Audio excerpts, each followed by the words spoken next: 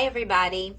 Tonight we have Blow His Mind, so I hope that everybody who wants to learn how to be better in bed can sign up for either Blow His Mind tonight or Lick It Right tomorrow. Heather's doing a special holiday event, and Heather is our sexologist at Best Life. Best Life is my group practice. We're all virtual. We have therapists, we have coaches, so there's no excuse for not... If you don't understand your partner's body and you don't understand how to make sex good, and it's something that is an elephant in the room of your marriage, that sex of whatever sort feels kind of weird or disconnected or awkward, or you're not really sure about technique, you're not really sure how to do anything, you don't know how other people manage to have an ongoing sex life after marriage. These are elephants in the room of many people's marriage, is that they just cannot make it work. They feel weird around each other. Most of their sex is honestly solo, masturbating and porn and erotic literature, but like not using it to connect with the other person. You know, that's an elephant in the room for many couples. And if that is the case for you, and most of your sexual self is not shared with your partner, then that's a really good time to learn more about sex and about your body and about why you think this way. And honestly, Heather does individual and couples work as well, and we have many therapists and coaches that can dive more into this with you as an individual or a couple. But a really good place to start is just honestly more technical proficiency. People think that somehow magically their partner knows what to do in bed because they had other partners, but that's not the case, and if you haven't had other partners, then really, how would you know? Even if you have had other partners, then you may know what works for somebody else, but not what works for you with this partner. So this sexual incompatibility, it's not just where the story ends. You can still work on your relationship, in every single dimension. And sexual compatibility is no different. So we have Blow His Mind tonight, and we have Lick It Right tomorrow. They're both at 9 p.m. Eastern. Of course, if anybody has any questions or comments during these lives, you can tell me. And a lot of times I do podcasts and videos in response to what people talk about or ask in the comments. But just one big one that people are always asking is, how do people keep an ongoing sexual connection? And while you can't keep a honeymoon stage connection forever, because you're not in that stage, just like you can't stay the same age forever, or you can't have your child not grow up, or whatever analogy you want to use, you can have an ongoing romantic life that incorporates intimacy, physical and emotional. And again, while this may not be at the fevered pace of the honeymoon stage, people who love each other and care about each other can have some kind of ongoing physical and sexual connection, at least until older age, and at that point, many people of both genders don't care, and that's the reality. So when you're dealing with very old people, a lot of times they can't function how they used to, and they may cuddle, they may touch, but nobody's expecting to have sex the way that they used to. Thankfully, most people do understand the reality of aging and stage of life and all of that. But that shouldn't start when you are still relatively young. Like, that's not the time to give up on your physical connection, unless of course both of you want to, and nobody wants to be having sex. But in the situation where both people do want to have an ongoing intimate connection, but they just don't know how to really make that work, that's where therapy, coaching, and seminars like these can really fill in the gap. If anybody has any questions about this, or about Blow His Mind tonight or Lick It Right tomorrow, you can ask me right now, because this is live. It says right now live, Facebook Live. And it's try to make use in this life of all the resources that you could possibly get. That's why I offer these things. And if people are looking for cost-effective solutions, they're like, oh, I can't afford ongoing therapy. Well, we have things at every price point. And one of these price points is literally $50 for a seminar on sex. So can't really beat that. If you want to beat that, actually, we have $40 for a pre-recorded version of these things that was recorded like last year or the year before. So, and if you want to beat that, I talk about sex constantly for free on social media. I have my podcast, I have my posts on drpsychmom.com, on Medium, on Substack. At a certain point, I just have to say, if you're not working on your relationship with all the resources, and this is just me, I mean, there's a million other people out there with a million other resources. So if you're not really utilizing any resources or trying very hard to repair your marriage or in any sphere, sexual, romantic, whatever, then you got to say you're not, right? At least don't say that you're working on something that you're not working on. I had a video about this. People will tell their spouse that they're really working on themselves in therapy, but in therapy, they're choosing a kind of what I call a ChatGPT style therapist that just says, yes, oh, that's so hard, oh, that's so hard. Are you really working on yourself if all you're doing is going in every week and listening to somebody say that's so hard? No, you're not. You have a friend that you're paying to say that's so hard, and they may really like you and you may like them, but you're not working to transform your life. Just kind of call it more what it is. And I see 6 of you are watching. If any of you would like to say hello in the comments, that's always welcome. Tell me where you're from. Tell me your name. Give me any questions you have. I love to answer questions in real time. It's way, way, way more interesting than talking to myself. Sean said, when are your live sessions again? Just missed it. This is live, Sean. It's happening. We're talking. This is real.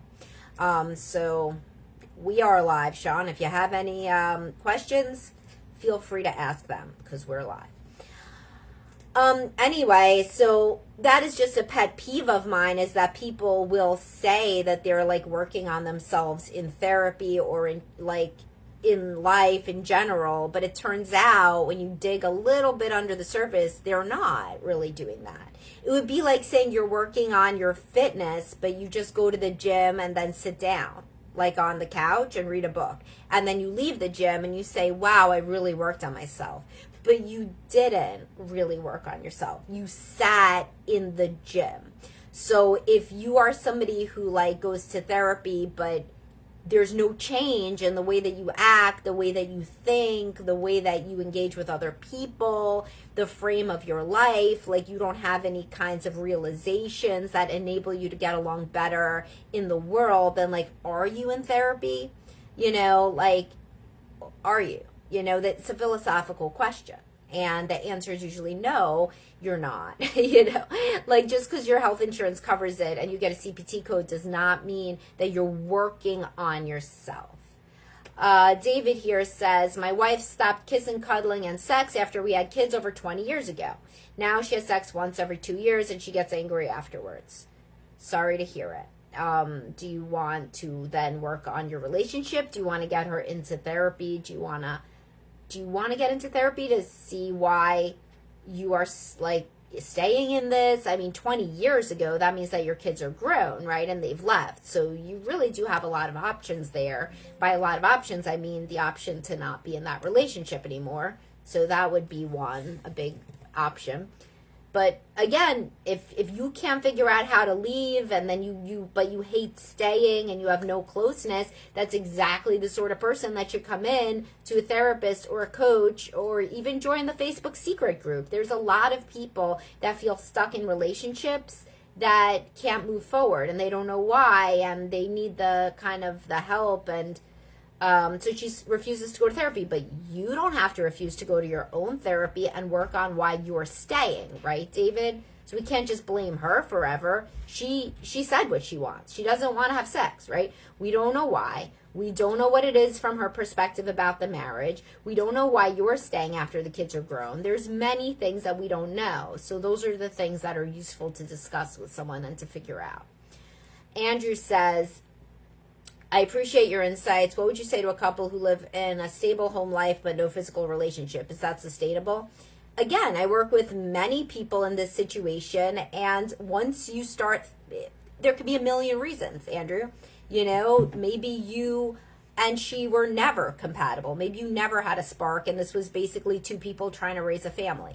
Maybe there have been empathic ruptures on both sides that have led to a lot of bitterness and resentment. Maybe there are sexual technique issues, or there is lack of attraction issues over time. Maybe y'all are just very unhappy or incompatible. There's like a million reasons why a couple would not have a physical relationship. So it's not an excuse your partner won't get into therapy. Okay, so at least they're taking a stand on something, right? But like, you're not getting into therapy. In theory, the other complaining partner isn't getting into therapy. For what reason? Just because they don't want to. They want to blame everything on the other person. But there's a lot that everybody's bringing to the table and that everybody has to figure out. So often these people come into therapy saying the problem is that their spouse doesn't want sex, but guess what? They have done like a lot to contribute to the coldness and the disconnect. And we won't know, like you don't know what you don't know. So that's where an objective person comes in. Joe says, my wife has been in individual therapy for years to help with religious trauma and issues with her family of origin. When we continue to work on our relationship and address issues, she cries and says it's hard. We don't seem to make any progress. She's often emotionally unregulated, can't seem to let anything go, get out of her head, bad sex life, she barely works. I'm struggling to look at a future of more of the same. Been together 27 years. We weren't compatible, but due to the religious background, we were virgins when we got married. Okay, Joe, so now you are at an inflection point, and I hope you're working with somebody individually to talk this stuff through. You only have one life. Seems like you're not happy. You have to talk to somebody about whether you should stay, why you're staying, and if you choose to stay, to make peace with it. This isn't going to change, right? This is 27 years. So if you want to stay, there's some reason you want to stay. Your kids are not at home, probably, if you've been together 27 years. So you could choose to stay. You could not choose to stay. But that's going to be a decision that you're making. Obviously, your wife is struggling quite a great deal with her mental health if what you're reporting is anything close to the truth. And of course, there's plenty of stuff that he doesn't know what he doesn't know, right? That he sees it only through his perspective, as everybody does. But if you're saying that she has like severe mental health issues and you weren't compatible to start, well, what would you think I could say? Like, there's no, like, I can't fix it right from here, and nobody can probably fix it except you deciding whether or not you're going to stay and then making peace with either decision. So sometimes we just got to call a spade a spade. Now, if you got into therapy 3 years into your marriage where y'all didn't know about sex, you weren't compatible, and then you really tried when there's still sex hormones flowing, you have the motivation of the kids at home, okay, maybe something could have happened. But when the kids left, she still has severe mental health issues, and y'all weren't compatible to begin with, which you have been struggling with for 3 decades. It does not seem like there would be a path forward in which she changes into a completely different person post-menopause with severe mental health issues. It's just not real.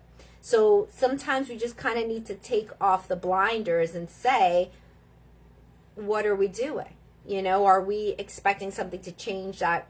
How? Like, how could it change? There wouldn't seem to be a way that you would now have a great sexual relationship when you didn't have one for 30 years, with both of you being so much older, so much more bitterness and resentment. I've not seen that. I've not seen people who didn't have a relationship, a sexual connection from the start, who then develop one post-menopause, post-severe mental health issues 30 years later. And that's real. And so you could kind of almost wake up and be like, oh my God, that has to be right? I mean, think about it. So it's on me, it's on Joe to say, do I want to live like this? Do I not? Do I love this person, feel committed to her? If so, then stay and accept the reality finally of what it is, which may lead to a lot less stress. Or say that you have one life, you'd like to see what it would be like to be more romantically compatible with somebody, and go. But what is not a healthy decision is to stay and be miserable, or to stay and deny reality, right? That can't be right. That doesn't make sense, So thank you for that question. And for anybody else who is struggling, sometimes you really just have to say, what am I expecting to change? Am I expecting magic to happen? Because there's no magic. There's unfortunately no magic. The best case for a couple is two people that have motivation to change, usually that, are very compatible in other domains, love each other deeply, and are both motivated to make the relationship work. Those are couples that can really transform their sex life, their romantic life, etc. But there's other situations where people have had the same issues and were never compatible from the start. And in that case, it is almost impossible to say that anything could happen that did not involve just kind of reframing what the relationship could be. This is a platonic relationship. This is not and never has been a romantic relationship on either end. So then how really would it transform at this late date? I don't think that is really something that you want to pin your hopes on from my perspective. 15 people are watching. Thank you so much, guys. Please, 17, please wave, say hello.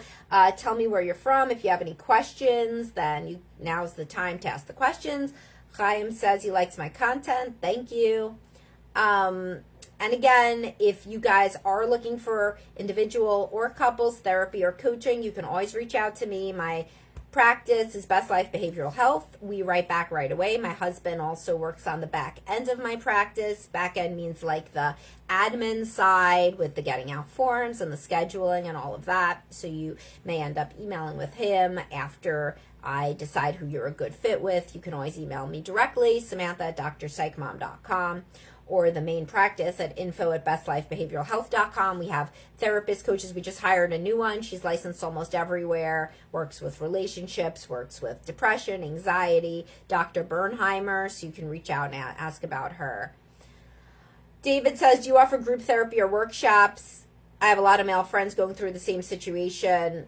No, I don't offer group therapy. We have the workshops of that Heather runs, the sexologist, Blow His Mind and Look It Right. So Blow His Mind is tonight, Look It Right is tomorrow.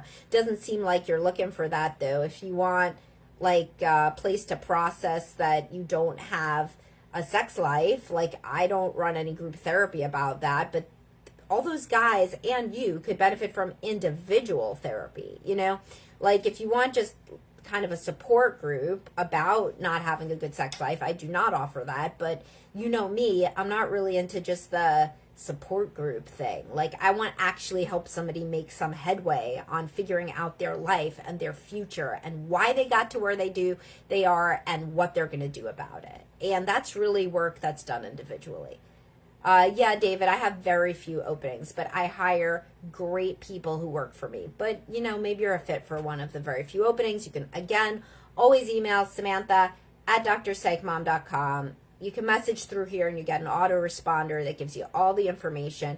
And I only hire people that are comfortable talking about sex, that are intelligent, and that are good clinicians, therapists, my coaches. I have people specifically, I always write back. Kat Roebuck is the most like me. She's a coach and she has a no bullshit, approach. Paula's similar to that too. A lot of my therapists are similar. So don't let the perfect be the enemy of the good. Because a lot of people, they write in, they can't afford to work with me, or they're not really a fit for one of my few slots, or they can't do morning times or afternoon or whatever I have. I don't have evening. And then they're like, well, then forget it. Why? I'm not magic, I'm not a magic person. There's plenty of excellent clinicians. This is why I try to hire some of them. So if you're just going to try to work with me and then you can't work with me and then you're like, F it, well, kind of one might see why that might be an issue in life writ large. Just points to ponder. You're welcome, David. And you should reach out. If you reach out, we'll get right back to you. That is, ever since I was at college, I tried to make you can read this on the Best Life site, but I tried to make an appointment. I was depressed in college. I tried to make an appointment with the mental health services, and it was 2 months out. And now, when I have a group practice, I get people in right away, because you know what it does for you to get an appointment in 2 months when you're depressed? Nothing. It does nothing for you. It makes you more depressed. So we get people in right away, like that week. Often, like sometimes that day, and You could submit the bills if you work with a therapist, not a coach. Coaching is not healthcare. But if you work with a therapist at my practice, you could submit your super bills for potential reimbursement if you have out-of-network benefits. But we don't accept insurance. We are out-of-network. But that doesn't mean you can't submit your super bill, and then often you get a lot of reimbursement, quite honestly. But that's only if you work with a therapist, not a coach. And that's why I can get people right away, because I don't have to deal with the insurance part. I mean, that's like, no free lunch, as I talk about all the time. And we have people at a lot of different price points. So Dr. Bernheimer, for example, she's $285 a session, which is pretty great for being literally a licensed psychologist that is super good and super expert. Who is the only type of people that I hire? Because as you see, I don't suffer fools gladly, lightly, something. All right, guys. Thank you so much for listening. I hope to see, I won't be there, but Heather, the sexologist, is awesome. She's doing Blow His Mind tonight, Lick It Right tomorrow. And we have all these therapists and coaches at Best Life. Write in info@bestlifebehavioralhealth.com or Samantha, drpsychmom.com, or just message me. And then you get the whole autoresponder. All right. I hope y'all have a great day. Talk to everybody soon. Bye.